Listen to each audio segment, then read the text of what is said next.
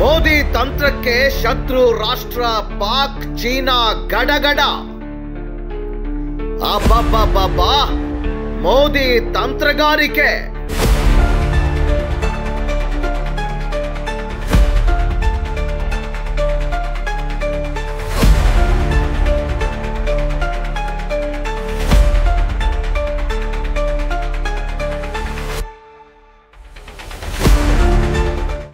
ದೇಶದ ಅಭಿವೃದ್ಧಿ ನನ್ನ ಮೊದಲ ಆದ್ಯತೆ ಅಂತ ಮೋದಿ ರಷ್ಯಾದಲ್ಲಿ ಹೋಗಿ ಹೇಳಿದ್ದು ಸುಮ್ಮನೆ ಅಲ್ಲ ರೀ, ಅದು ನಿಜ. ದೇಶದ ರಕ್ಷಣೆ ವಿಷಯದಲ್ಲಿ ವಿರೋಧಿಗಳಿಗೆ ಕೊಟ್ಟ ಟಾಂಗ್ ಅದು. ಅದನ್ನ ಅಲ್ಲಿಯೇ ಹೋಗಿ ಯಾಕೆ ಕೊಟ್ರು ಅನ್ನೋದು ಈಗ ಎಲ್ಲರ ಯಕ್ಷ ಪ್ರಶ್ನೆ. ಅದಕ್ಕೂ ಉತ್ತರ ಕೊಡ್ತೀವಿ, ಇದನ್ನ ಪೂರ್ತಿಯಾಗಿ ನೋಡಿ. ಉಕ್ರೇನ್ ಹಾಗೂ ರಷ್ಯಾ ಮಧ್ಯ ವರ್ಷದಿಂದ ಯುದ್ಧ ನಡೆಯುತ್ತಿರೋ ಈ ವಿಷಮ ಸ್ಥಿತಿ ಸಂದರ್ಭದಲ್ಲೂ ಪ್ರಧಾನಿ ಮೋದಿ ರಷ್ಯಾ ಪ್ರವಾಸ ಕೈಗೊಂಡಿದ್ದಕ್ಕೆ ಹಲವು ರಾಷ್ಟ್ರಗಳು ಭಯ, ಆತಂಕ, ಕೆಂಗಣ್ಣಿನಿಂದ ನೋಡಿದ್ದವು. ಮೋದಿ ಈಗಲೇ ಯಾಕೆ ಹೋದ್ರು ಅನ್ನೋದು ಎಲ್ಲರ ಪ್ರಶ್ನೆಯಾಗಿತ್ತು. ಹಾಗಾದ್ರೆ ಮೋದಿ ಇದೇ ಸಂದರ್ಭದಲ್ಲಿ ರಷ್ಯಾಗೆ ಹೋಗಿದ್ದೇಕೆ? ಮೋದಿ ಪ್ರವಾಸದ ಹಿಂದಿನ ತಂತ್ರಗಾರಿಕೆ ಏನು? ಇದರಿಂದ ಶತ್ರು ರಾಷ್ಟ್ರಗಳಿಗೆ ಮೋದಿ ಕೊಟ್ಟ ಸಂದೇಶವೇನು? ರಷ್ಯಾ ಯುದ್ಧ ವರ್ಷಗಟ್ಟಲೆ ನಡೆದರೂ 5 ವರ್ಷಗಳ ಬಳಿಕ ಭಾರತದ ಪ್ರಧಾನಮಂತ್ರಿ ನರೇಂದ್ರ ಮೋದಿ ರಷ್ಯಾಗೆ ಭೇಟಿ ಕೊಟ್ಟಿದ್ದಾರೆ. ಉಕ್ರೇನ್ ಯುದ್ಧ ಶುರುವಾದ ಮೇಲೆ ಅಮೆರಿಕ ಮಿತ್ರ ರಾಷ್ಟ್ರಗಳು ಸೇರಿದಂತೆ ಬಹುತೇಕ ರಾಷ್ಟ್ರಗಳು ರಷ್ಯಾದಿಂದ ದೂರವೇ ಉಳಿದಿದ್ವು.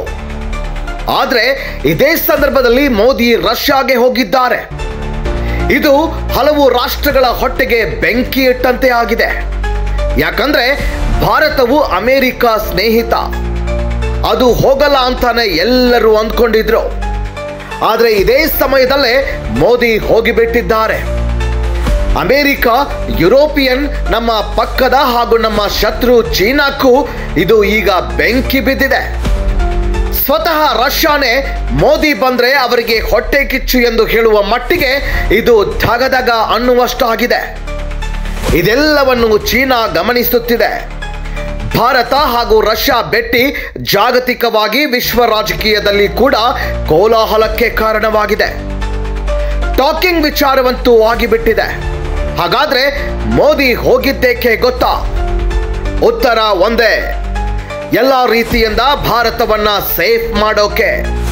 ಶತ್ರುಗಳಿಗೆ ಒಂದು ಭೇಟಿಯಿಂದಲೇ ಯುದ್ಧದಲ್ಲಿ ಸೋತಷ್ಟು ನೋವು ಕೊಡೋಕೆ. ಭಾರತದ ವ್ಯಾಪಾರ ವೃದ್ಧಿಗೆ, ಭಾರತದ ಅಭಿವೃದ್ಧಿಗಾಗಿ. ಹೌದು, ಬರೋಬ್ಬರಿ 5 ವರ್ಷಗಳ ನಂತರ ರಷ್ಯಾಗೆ ಮೋದಿ ಭೇಟಿ ಕೊಟ್ಟಿದ್ದಾರೆ. 3ನೇ ಬಾರಿ ಪ್ರಧಾನಿಯಾಗುತ್ತಿದ್ದಂತೆ ಮೋದಿಯ 2ನೇ ಪ್ರವಾಸ ಇದಾಗಿದೆ. ಜುಲೈ 8 ಹಾಗೂ 9ರಂದು ಪ್ರಧಾನಿ ನರೇಂದ್ರ ಮೋದಿ ರಷ್ಯಾ ಪ್ರವಾಸ ಕೈಗೊಂಡಿದ್ದಾರೆ. ಇದಕ್ಕೂ ಮುನ್ನ ಇಟಲಿಗೆ ಹೋಗಿ G7 ಶೃಂಗಸಭೆಯಲ್ಲಿ ಅತಿಥಿ ದೇಶವಾಗಿ ಭಾಗವಹಿಸಿದ್ದಾರೆ. ಈಗ ರಷ್ಯಾ ನೆಲಕ್ಕೆ ಕಾಲಿಟ್ಟಿದ್ದಾರೆ. ಈ ಮೂಲಕ ಪ್ರಧಾನಿ ನರೇಂದ್ರ ಮೋದಿಯವರ ವಿದೇಶಾಂಗ ನೀತಿಯ ಸಂಪ್ರದಾಯದಲ್ಲಿ ದೊಡ್ಡ ಬದಲಾವಣೆಯಾಗಿದೆ. 2014, 2019ರಲ್ಲಿ ಮೊದಲ ನೆರೆಹೊರೆ ಅನ್ನೋ ನೀತಿ ಅಡಿಯಲ್ಲಿ ಅಕ್ಕಪಕ್ಕದ ರಾಷ್ಟ್ರಗಳಿಗೆ ಹೋಗ್ತಿದ್ರು. 3ನೇ ಅವಧಿಗೆ ಪ್ರಧಾನಿಯಾಗ್ತಿದ್ದಂಗೆ ಮೊದಲು ಇಟಲಿಗೆ ಭೇಟಿ ಕೊಟ್ಟು ಈಗ ರಷ್ಯಾದಲ್ಲಿ ಕಾಣಿಸಿಕೊಂಡಿದ್ದಾರೆ. ಅಲ್ಲಿ ಸಾಕಷ್ಟು ಕಾರ್ಯಕ್ರಮಗಳಲ್ಲಿ ಭಾಗವಹಿಸಿದ್ದಾರೆ. ಮೊದಲ ದಿನ ಪುಟಿನ್ ಜೊತೆ ಡಿನ್ನರ್, ಗ್ಲೋಬಲ್ ಸೆಕ್ಯೂರಿಟಿ ಮೀಟಿಂಗ್ ಹಾಗೂ ಭಾರತ ಮತ್ತು ರಷ್ಯಾ ಸಂಬಂಧಗಳ ಬಗ್ಗೆ ಚರ್ಚೆ ಮಾಡ್ತಾರೆ. 2 ದೇಶಗಳ ಡಿಜಿಟಲ್ ಪೇಮೆಂಟ್ ಕುರಿತು ಡಿಸ್ಕಸ್ ಮಾಡಿದ್ದಾರೆ. 2ನೇ ದಿನ ರಷ್ಯಾದಲ್ಲಿರೋ ಅನಾಮಿಕ ಸೈನಿಕರ ಸಮಾಧಿಗೆ ಭೇಟಿ ನೀಡಿದ್ದಾರೆ. ಆ ನಂತರ ಅನಿವಾಸಿ ಭಾರತೀಯರ ಭೇಟಿ ಮಾಡಿ ಮಾತುಕತೆ ನಡೆಸಿದ್ದಾರೆ. ಅಲ್ಲಿ ಚುನಾವಣೆ ಸಂದರ್ಭದಲ್ಲಿ 10 ವರ್ಷದ ಬಳಿಕ ಟ್ರೇಲರ್ ಎಂದು ಹೇಳಿದ್ದೆ. ಮುಂದಿನ 10 ವರ್ಷಗಳಲ್ಲಿ ನಾವು ಅತ್ಯಂತ ವೇಗವಾಗಿ ಬೆಳೆಯಲಿದ್ದೇವೆ. ಸೆಮಿಕಂಡಕ್ಟರ್ನಿಂದ ಹಿಡಿದು ಗ್ರೀನ್ ಎನರ್ಜಿವರೆಗೂ ಎಲ್ಲ ವಲಯದಲ್ಲಿ ನಾವು ಬೆಳೆಯಲಿದ್ದೇವೆ. ವಿಶ್ವದ ಹೊಸ ಅಧ್ಯಾಯಕ್ಕೆ ನಾವು ಸಾಕ್ಷಿಯಾಗಲಿದ್ದೇವೆ ಅಂತ ಹೇಳಿದ್ದೆ. ಸವಾಲಿಗೆ ಸವಾಲು ಹಾಕೋದು ನನ್ನ DNA ನಲ್ಲಿದೆ. ಅಂತ ಪ್ರಧಾನಿ ನರೇಂದ್ರ ಮೋದಿ ಅವರು ಹೇಳಿದ್ದಾರೆ. ಹೌದು, ಮೋದಿ ಹೇಳಿದ್ದು 100ಕ್ಕೆ 100ರಷ್ಟು ಸತ್ಯ. ಭಾರತ ವೇಗವಾಗಿ ಬೆಳೆಯೋಕೆ ಪಕ್ಕದಲ್ಲೇ ಇದ್ದು ನಮ್ಮ ಹತ್ರ ಕಾಲ್ ಕೆರೆದು ನಿಲ್ಲುತ್ತಿರೋ ಶತ್ರುಗಳಿಗೆ ತಕ್ಕ ಪಾಠ ಕಲಿಸೋಕೆ ನಮಗೆ ರಷ್ಯಾ ಸಹಾಯ ಬೇಕೇ ಬೇಕು. ಹೀಗಾಗಿಯೇ ಮೋದಿ ಅಲ್ಲಿಗೆ ಹೋಗಿದ್ದಾರೆ. ಅದಕ್ಕಾಗಿಯೇ ಅಲ್ಲೇ ನಿಂತು ಎಲ್ಲವನ್ನೂ ಬಿಚ್ಚಿಟ್ಟಿದ್ದಾರೆ. ಹಿಂದೆ ಭಾರತದೊಂದಿಗೆ ಪಾಕ್ ಯುದ್ಧಕ್ಕೆ ನಿಂತಾಗ ಅಮೆರಿಕ ಕೂಡ ಪಾಕ್ ಬೆನ್ನಿಗೆ ನಿಂತಿತ್ತು. ಪಕ್ಕದ ಚೀನಾ ಕೂಡ ಭಾರತದ ಬೆನ್ನಿಗೆ ಚೂರಿ ಇರಿಯುತ್ತಿತ್ತು. ಆಗ ಭಾರತದ ಬೆನ್ನಿಗೆ ನಿಂತಿದ್ದೆ ರಷ್ಯಾ. ವಿಶ್ವಸಂಸ್ಥೆಯಲ್ಲಿ ಚೀನಾ, ಅಮೆರಿಕ ವಿಟೋ ಅಧಿಕಾರಕ್ಕೆ ವಿರೋಧ ಮಾಡಿದ್ರು, ರಷ್ಯಾ ಮಾತ್ರ ಭಾರತದ ಪರ ಇತ್ತು. ರಷ್ಯಾ ವಿಶ್ವ ಜಾಗತೀಕರಣದಲ್ಲಿ ಭಾರತದ ವಿರುದ್ಧ ನಡೆದ ಉದಾಹರಣೆ ತೀರಾ ಕಡಿಮೆ. ಭಾರತದ ಬತ್ತಳಿಕೆಯಲ್ಲಿ ರಷ್ಯಾದ ಯುದ್ಧ ಸಾಮಗ್ರಿಗಳೇ ಇವೆ. ಹೀಗಾಗಿ ಅವುಗಳ ಮೇಂಟೆನೆನ್ಸ್ ಸೇರಿದಂತೆ ಶತ್ರುಗಳ ಹೆಡೆಮುರಿ ಕಟ್ಟೋಕೆ ನಮಗೆ ರಷ್ಯಾ ಬೇಕೇ ಬೇಕು.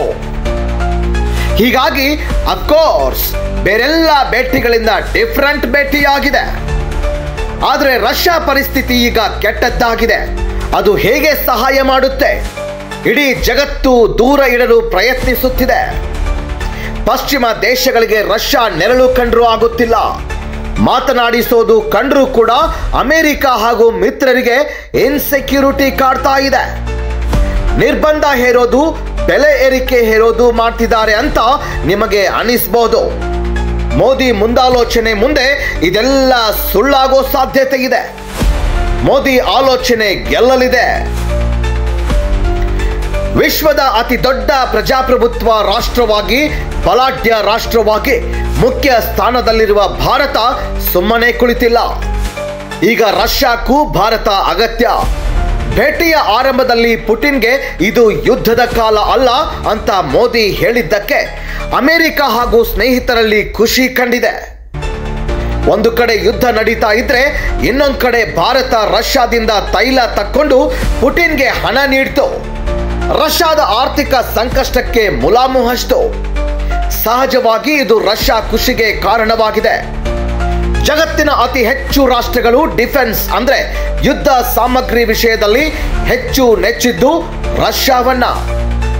ನಮ್ಮ ಶತ್ರು ರಾಷ್ಟ್ರ ಚೀನಾ ಕೂಡ ರಷ್ಯಾವನ್ನೇ ನಂಬಿದೆ. ಹೀಗಾಗಿ ರಷ್ಯಾ ಸ್ನೇಹ ಭಾರತಕ್ಕೆ ಅನಿವಾರ್ಯ. ಒಂದು ವೇಳೆ ಭಾರತ ಈ ಸಂದರ್ಭದಲ್ಲಿ ರಷ್ಯಾದಿಂದ ದೂರ ಉಳಿದು ಅದರ ಕೆಂಗಣ್ಣಿಗೆ ಗುರಿಯಾದ್ರೆ, ಚೀನಾ ಹತ್ತಿರವಾದ್ರೆ ನಮಗೆ ಕಷ್ಟ ಕಟ್ಟಿಟ್ಟ ಬುತ್ತಿ.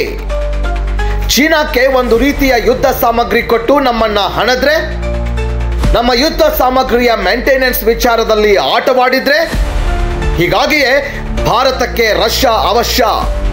ಅದನ್ನೇ ಈಗ ಮೋದಿ ಮಾಡಿದ್ದು. ಚೀನಾಕ್ಕೆ ಟಾಂಗ್ ಕೊಟ್ಟಿದ್ದು.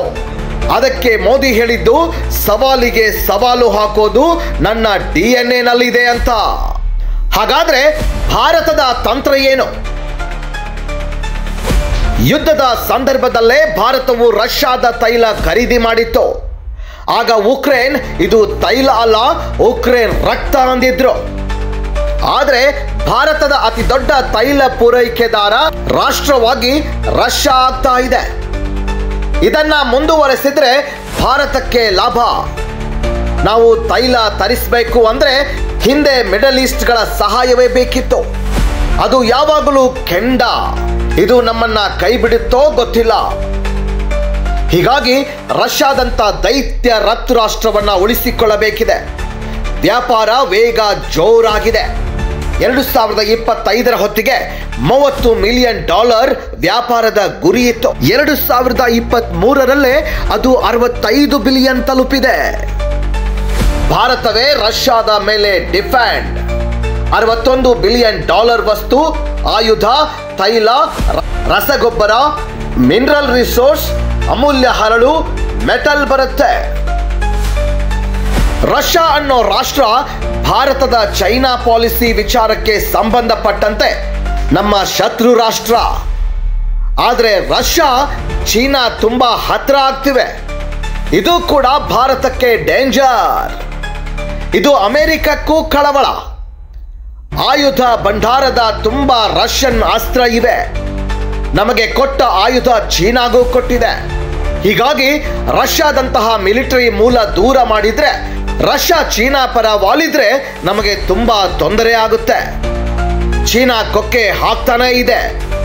ರಷ್ಯಾನು ಚೀನಾದ ಜೊತೆ ಸೇರಿಕೊಂಡ್ರೆ ಕಷ್ಟ.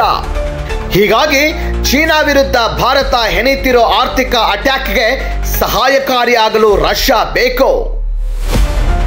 ಮುಂಬೈ ಬಂದರಿಂದ ಮಿಡ್ಲ್ ಈಸ್ಟ್ ಸಂಪರ್ಕಕ್ಕೆ ರಷ್ಯಾದ ಪಾಲಿದೆ. ಭಾರತದ ಆಮದು ಮತ್ತು ರಫ್ತು ಕ್ಷೇತ್ರದಲ್ಲಿ ಹೊಸ ಕ್ರಾಂತಿಗೆ ರಷ್ಯಾ ಆಪ್ತತೆ ಹೆಚ್ಚು ಬೇಕು. ಈ ಸ್ನೇಹ ಭಾರತವನ್ನ ಮತ್ತಷ್ಟು ಎತ್ತರಕ್ಕೆ ಒಯ್ಯೋದ್ರಲ್ಲಿ ಎರಡು ಮಾತಿಲ್ಲ. ಈ ಸಂದರ್ಭದಲ್ಲಿಯೇ ಭೇಟಿ ಮಾಡಿದ್ದಕ್ಕೆ ಕಷ್ಟ ಕಾಲದಲ್ಲಿ ಭಾರತ ನಮ್ಮ ಪರ ಇದೆ ಎಂಬ ಖುಷಿ ರಷ್ಯಾಗೆ ಬರುತ್ತೆ. ಚೀನಾ ಪರ ಒಂದು ಸೈಡ್ ನಿಲ್ಲೋಕೆ ಆಗಲ್ಲ. ರಷ್ಯಾಗೆ ಇನ್ನಷ್ಟು ನಂಬಿಕೆ ಮಿತ್ರರಾಗಿ ಭಾರತ ರೂಪುಗೊಳ್ಳಬಹುದು. ಇಷ್ಟಾದ್ರೂ ಅಮೆರಿಕ ಭಾರತದ ವಿರುದ್ಧ ಸಿಟ್ಟಾಗಲ್ಲ. ಮೋದಿ ಇದನ್ನ ಗೆಸ್ ಮಾಡಿದ್ರ? ಹೌದು, ಸದ್ಯದಲ್ಲೇ ಅಮೆರಿಕಾದಲ್ಲಿ ಚುನಾವಣೆ ನಡೆಯಲಿದೆ. ಅಲ್ಲಿನ ಇತ್ತೀಚಿನ ಡಿಬೇಟ್ನಲ್ಲಿ ಬೈಡೆನ್ ಅವರು ಟ್ರಂಪ್ ವಿರುದ್ಧ ಸೋಲೋ ಎಲ್ಲ ಲಕ್ಷಣ ಇವೆ. ಹೀಗಾಗಿ ಎಲ್ಲರೂ ಟ್ರಂಪ್ ಗೆದ್ದೇ ಗೆಲ್ತಾರೆ ಅಂತಾನೆ ಅನ್ಕೊಂಡಿರೋದು. ಒಂದು ವೇಳೆ ಟ್ರಂಪ್ ಗೆದ್ರೆ 100ಕ್ಕೆ 100ರಷ್ಟು ಉಕ್ರೇನ್ ಹಾಗೂ ರಷ್ಯಾ ಯುದ್ಧ ನಿಲ್ಲುತ್ತೆ.